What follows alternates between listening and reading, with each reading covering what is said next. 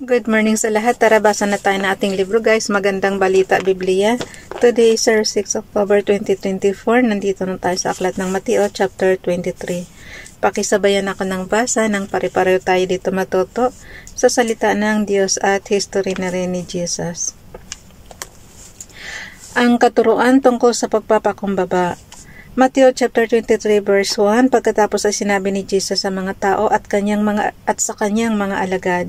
Verse 2, ang mga tagapagturo ng kautusan at ang mga pariseo ang kinikilalang tagapagpaliwanag ng kautusan ni Moises.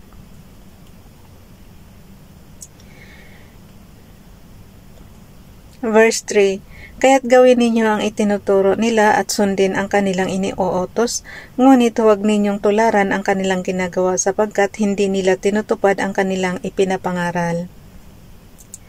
Verse 4, pinagpapasa nila ng mabibigat na dalahin ang mga tao, ngunit ni daliri ay ayaw nilang igalaw upang tumulong sa pagdadala ng mga iyon. Verse 5, pawang pakitang tao ang kanilang mga gawa. Verse 5 guys, pawang pakitang tao ang kanilang mga gawa, nilalaparan nila ang mga lalagyan ng talata sa kanilang noo at braso at hinahabaan ang palawit sa laylayan ng kanilang mga damit. Verse 6, ang nais nila ay ang mga upuang pandangal sa mga handaan at ang mga tanging upuan sa sinagoga. Verse 7, gustong-gusto nilang iginagalang sila sa mga palengke at tawaging guro. Verse 8, ngunit kayo, huwag kayong patawag na guro, sapagkat iisa ang inyong guro at kayong lahat ay magkakapatid. Verse 9, huwag ninyong tawaging ama ang sinumang tao sa lupa, sapagkat iisa ang inyong ama, ang ama na nasa langit. Verse 10, huwag kayong patawag na tagapagturo, sapagkat iisa ang inyong tagapagturo, ang Kristo. Verse 11, ang pinakadakila sa inyo ay magiging lingkod ninyo. Verse 12, ang nagmamataas ay ibababa at ang nagpapakumbaba ay itataas. Ano ibig sabihin guys nung verse 9, huwag ninyong tawaging ama ang sinumang tao sa lupa? Nako-confuse ako dito sa verse 9. Huwag ninyong tawaging ama ang sinumang tao sa lupa, sapagkat iisa ang inyong ama, ang ama na nasa langit. Paano natin tatawagin yung tatay natin? Sa verse 10, huwag kayong patawag na tagapagturo, sapagkat iisa ang inyong tagapagturo, ang Kristo. Verse 11, ang pinakadakila sa inyo ay magiging lingkod ninyo. Verse 12, ang nagmamataas ay ibaba at ang nagpapakumbaba ay tataas. I think ang ibig niyo sabihin talaga is, ang ibig dito mo sigurong ipagkahulugan guys is iisa lang yung sinasamba nating ama dapat. Yun, si Father God lang yung nasa langit. Tinuligsa ni Jesus ang mga tagapagturo ng kautusan. Kasi kung ililiteral nyo yan, makukonfuse lang kayo. Tinuligsa ni Jesus ang mga tagapagturo ng kautusan at ang mga pariseo. Mateo chapter 23 verse 13 to 14, kahabag-habag kayo mga tagapagturo ng kautusan at mga pariseo. Mga mapagkunwari, hinahadlangan ninyo ang mga tao upang hindi sila makapasok sa kaharian ng langit. Ayaw na ninyong pumasok, hinahadlangan pa ninyo ang mga nais pumasok. Verse 15, kahabag-habag kayo mga tagapagturo ng kautusan at mga pariseo, mga mapagkunwari, nilalakbay ninyo ang karagatan at ginagalugad ang buong daigdig, makahikayat lamang kayo ng kahit isang hintil sa pananampalatayang Hudyo. Ngunit kung ito'y mahikayat, ginagawa ninyo siyang masahol pa kaysa sa inyo. Kaya't lalong may dahilan para siya ay parusahan sa impyerno. Verse 16, kahabag-habag kayo mga bulag na taga-akay. Itinuturo ninyo na kung gagamitin ninuman ang templo sa panunumpa, walang anuman ito. Ngunit kung ang gagamitin niya sa panunumpa ay ang ginto ng templo, dapat niyang tuparin ang kanyang sumpa. Verse 17, mga bulag, mga hangal, alin ba ang mas mahalaga, ang ginto o ang templong nagpapabanal sa ginto? Verse 18, sinasabi din ninyo na kung gagamitin ninuman ang dambana sa panunumpa, walang anuman ito. Ngunit kung ang gagamitin niya ay ang handog na nasa dambana, dapat niyang tuparin ang kanyang sumpa. Verse 19, mga bulag, alin ba ang mas mahalaga, ang handog o ang dambana na nagpapabanal sa handog? Verse 20, kaya nga kapag nanumpa ang sino man na saksi ang dambana Kaya nga, yung verse 20 guys, kaya nga kapag nanumpa ang sinuman na saksi ang dambana, ginagawa niyang saksi ito at ang lahat ng handog dito. Verse 21, kapag nanumpa ang sinuman na saksi niya ang templo, ginagawa niyang saksi ito at ang Diyos na nasa templo. Verse 22, at kapag nanumpa ang sinuman na saksi niya ang langit, ginagawa niyang saksi ang trono ng Diyos at ang Diyos na nakaupo doon.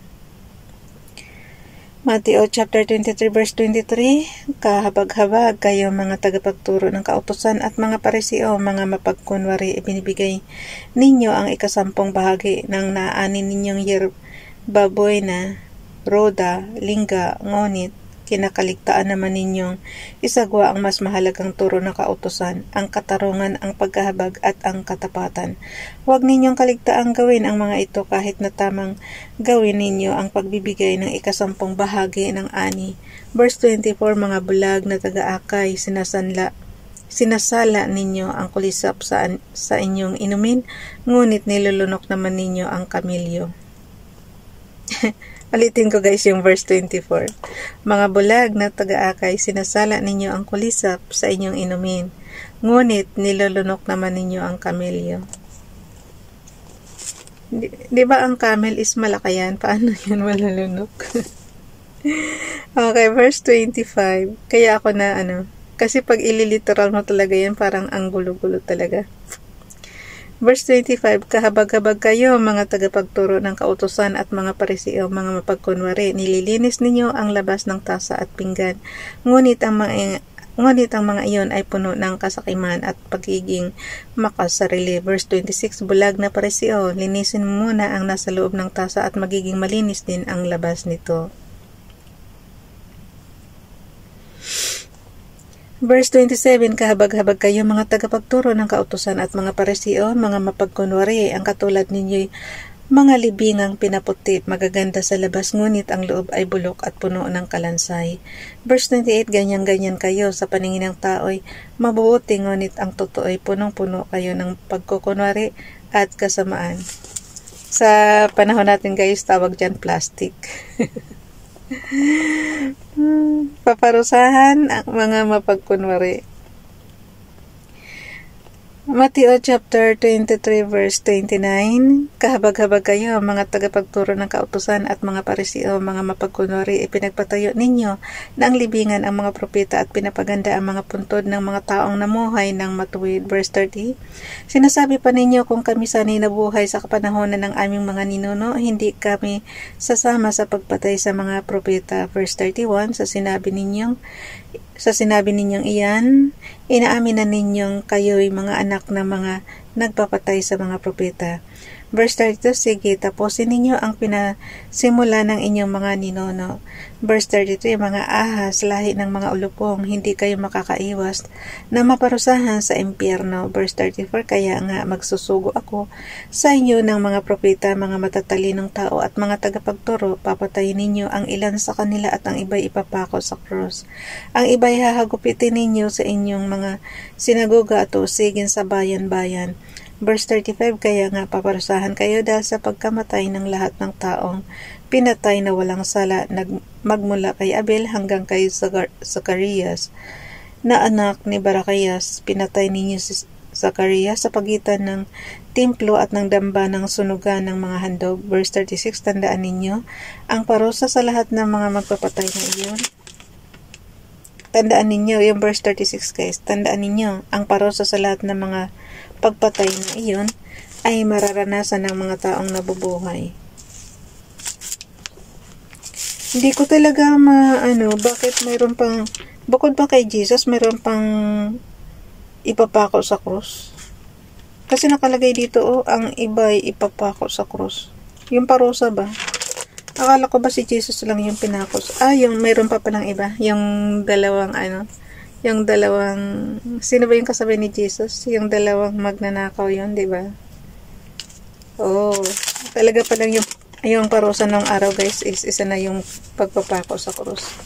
Pero si Jesus kasi is ipinako kahit walang kasalanan. Ito naman kasi mga to yung tinutukoy nila makasalanan yan. Ang pag-ibig ni Jesus sa Jerusalem. Matthew chapter 23 verse 37. Jerusalem, Jerusalem, Jerusalem, Jerusalem. Yung verse 37, guys. Jerusalem, Jerusalem, pinapatay mo ang mga propeta at binabato ang mga isinusugo sa iyo. Ilang ulit kong sinikap na kupkupin ang iyong mga anak gaya ng pag-aaruga ng isang inahin sa kanyang mga sisi, ngunit ayaw ninyo. Mateo chapter 23 verse 38. Kaya't ang inyong templo ay iiwanang tiwangwang. Mateo chapter 23 verse 39. Sinasabi ko sa inyo, hindi na ninyo ako makikita hanggang dumating ang oras na sabihin ninyo, pinagpala ang dumarating sa pangalan ng Panginoon. Bukas na itong guys, chapter 24. 407 October 2024. Ang haba kasi kaya isang chapter lang mababasa natin. Okay, hanggang dito na lang. Bye everyone. God bless.